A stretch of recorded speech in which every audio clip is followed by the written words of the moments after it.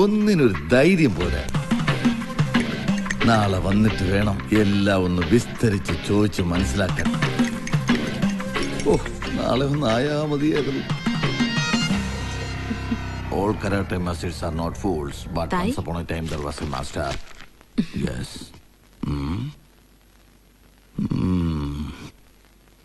എന്താ പതിവില്ലാതെ പാലൊക്കെ?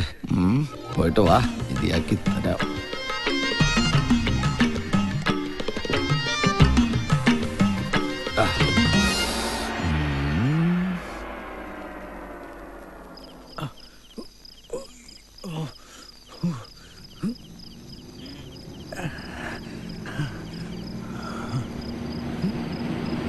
വണ്ടി ഒന്ന് നിർത്തണോ?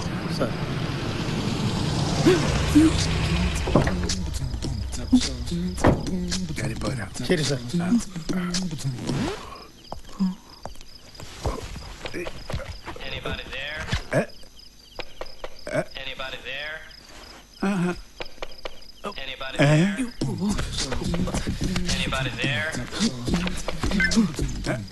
ഇതവനല്ലേ?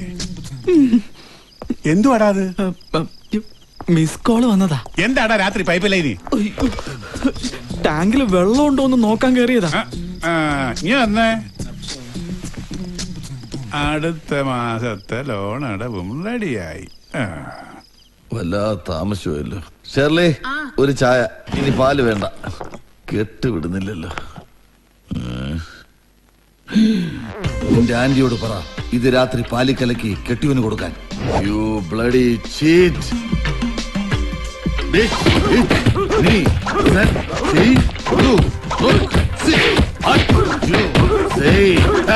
Come on boys, follow me.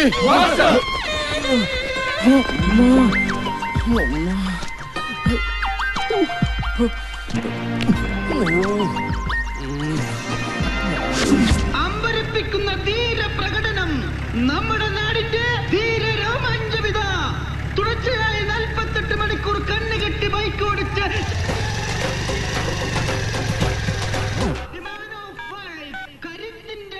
ആ മേരി, ഞാൻ വരാൻ അല്പം താമസിക്കും. അവന്റെ ട്യൂഷൻ സെന്റർ വരെ ഒന്ന് വന്നിരിക്കുക. സാറന്മാരൊക്കെ ഒന്ന് കാണണം. ഓക്കെ?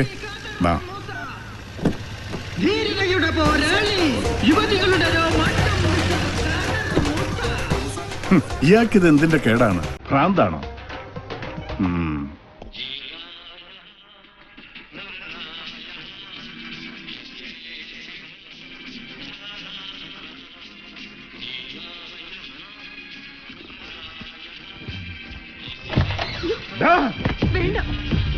അവന്റെ കോപ്പിലെ ഒരു പാട്ട് കുറെ നാളായി നിന്നെ സഹിക്കുന്നു. വേണ്ട വേണ്ടാന്ന് വെക്കുന്തോറും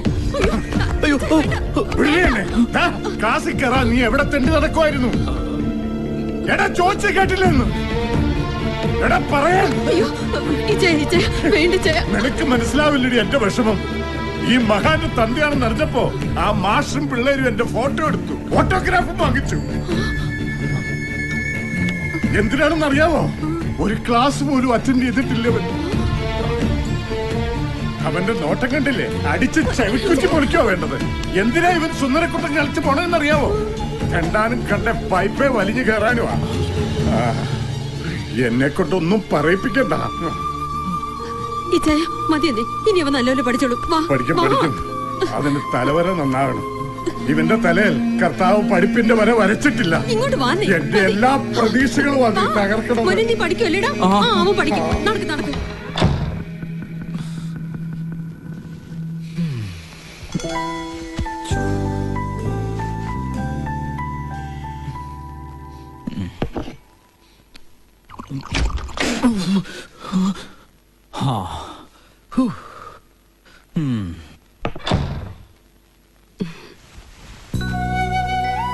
മോൻ എന്താ ക്ലാസ്സിൽ പോവാത്തത്? പാവം, ഡാഡി ഇന്ന് ട്യൂഷൻ സെന്ററിൽ പോയിട്ട് ആകെ ഇൻസൾട്ടായി. അതാ ഞാനും പോവാത്തത്. പോയിട്ട് കാര്യമില്ല മമ്മി, എനിക്ക് ഒന്നും തലേ കയറുന്നില്ല. അതൊക്കെ നിന്റെ തോന്നലുകളാ മോനെ. ദാ ഇത് സോഫി തന്ന നോട്ടാ. ഇത് നോക്കി എല്ലാം എഴുതിയെടുക്ക്. നാശം. മോനെ, പഠിപ്പില്ലെങ്കിൽ ഇന്നത്തെ കാലത്ത് ഒന്നും ആവാൻ കഴിയില്ല. നീ എന്താ അത് മനസ്സിലാക്കാത്തത്? കുറച്ചു നാള് കഴിയുമ്പോ മമ്മിയും ഡാഡി ഒന്നും കാണത്തില്ല. അന്ന് നിനക്ക് ജീവിക്കണമെങ്കിൽ നിനക്കൊരു തൊഴിലൊക്കെ വേണ്ടേ? എന്റെ മോന് മമ്മി പറയുന്നത് മനസ്സിലാവുന്നുണ്ടോ? ഇന്ന് ചിക്കൻ കറിയാണല്ലേ, നല്ല മണം. ഒറ്റ അടി വെച്ചരും, എപ്പോഴും ഒരു തീറ്റക്കാര്യം. മമ്മി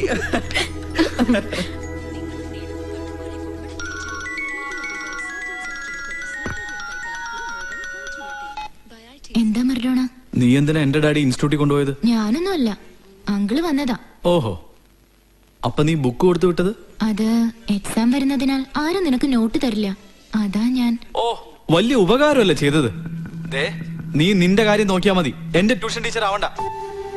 വലിയൊരു പഠിപ്പുകാരി വന്നിരിക്കുന്നു. എന്റെ കാര്യം ഞാൻ നോക്കിക്കോളാം, നീ ഇടപെടണ്ട.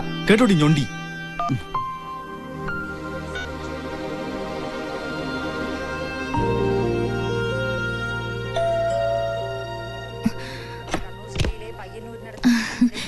എന്തായി പപ്പ പോയ കാര്യം? എല്ലാം ഓക്കെ. സരോജ് കുമാർ കഥ കേട്ടോ? കേട്ടോന്നോ? കേട്ടു, ഇഷ്ടമായി, ഉടനെ ചെയ്യാമെന്നും പറഞ്ഞു. ആശ്വാസായി. പപ്പയുടെ കാര്യങ്ങളൊക്കെ ശരിയായി വരുന്നുണ്ടല്ലോ. എനിക്ക് ഉറപ്പാ പപ്പയുടെ അടുത്ത സിനിമ സൂപ്പർ ഹിറ്റ് ആകും. ഡയറക്ടർ ജെയിംസ് കുരുവിള അതിശക്തമായി തിരിച്ചു വരും. ചെല്ല് പപ്പ പോയി ഡ്രസ് മാറി വന്ന് ഭക്ഷണം കഴിക്കും. ചെല്ല് പപ്പ.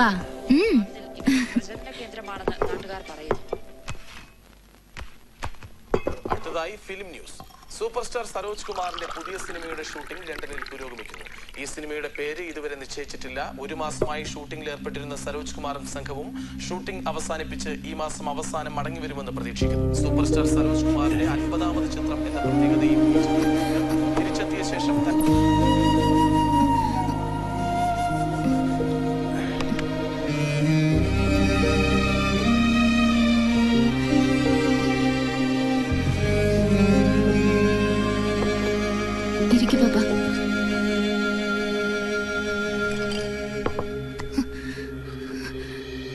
സോറി മോളെ.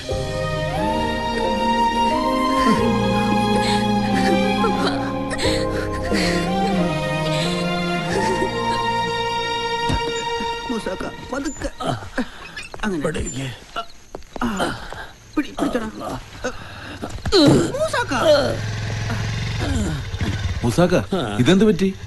ഇനി എന്ത് പറ്റണം? മൂക്കിന്റെ പാലം തകർന്ന് കണ്ണ് കെട്ടി ബൈക്ക് ഓടിച്ച മൂസാക്കാന്റെ ഫ്രണ്ടിലായിരുന്നല്ലോ ഞങ്ങളുടെ ജീപ്പ്.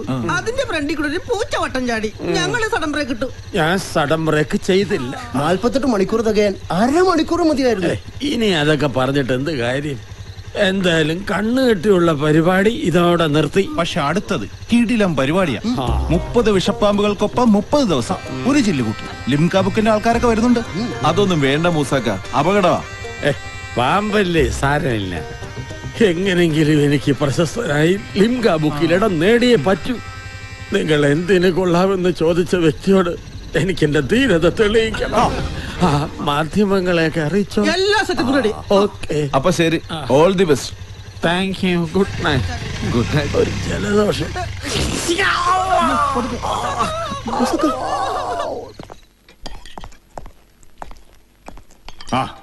കൊള്ളാലോ. ഇതൂടെ കഴിക്കും. ശരിക്ക് വിളമ്പി കൊടുക്ക്. കുറച്ച് ഉടുമ്പിന്റെ ഇറച്ചിയോടെ കിട്ടുമെന്ന് നോക്ക്. അങ്ങനെയാണെങ്കിൽ പൈപ്പെ പിടിച്ചു കയറാൻ ശക്തി കിട്ടും. അയ്യോ, അതെങ്ങനെയാ? ചന്ദനം ചാരിയല്ലേ ചന്ദനം മണക്കും.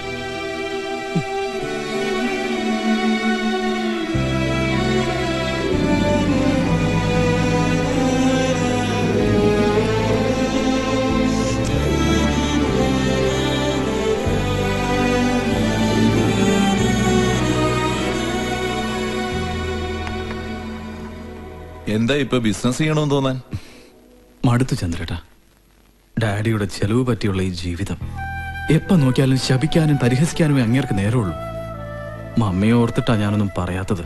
നിന്റെ ഡാഡി അല്ലേടാ. ചന്ദ്രേട്ടന് അറിയാൻ വയ്യാത്തോണ്ടാ ഒരുമാതിരി കൊച്ചു പിള്ളേരെ പട്ടാളച്ചിട്ടയ്ക്ക് നിർത്തും പോലുള്ള പെരുമാറ്റം അങ്ങേരുടേത്. അതിരിക്കട്ടെ, നീ എന്ത് ബിസിനസ്സാ ചെയ്യാൻ പോകുന്നത്? Internet cafe. ഇന്റർനെറ്റ് കഫേയോ? അതിവിടെ ഒരുപാടെണ്ണം ഇല്ലേ? എത്രയുണ്ടായാലും തികയില്ല ചന്ദ്രേട്ടാ. ഈ ചാറ്റിംഗ്, ഇമെയിൽ എന്നൊക്കെ പറഞ്ഞ് കഫേയിലെത്തുന്ന അധികം പേരും വാതിലടുത്തിരുന്ന് കാണുന്നത് മറ്റതാ. പെൺകുട്ടികൾ വരെ ഫോൺ സൈറ്റിന് അഡിക്റ്റാ. ഇടം എടുക്ക. കൂടാതെ ഞാൻ കുറെ മസാല സീഡുകൾ വാങ്ങി കമ്പ്യൂട്ടറിൽ സേവ് ചെയ്ത് വെക്കും. പിന്നെ ജനം ക്യൂ ആയിരിക്കും, ക്യൂ. നീ ഒരു പൂളാനാണല്ലോ.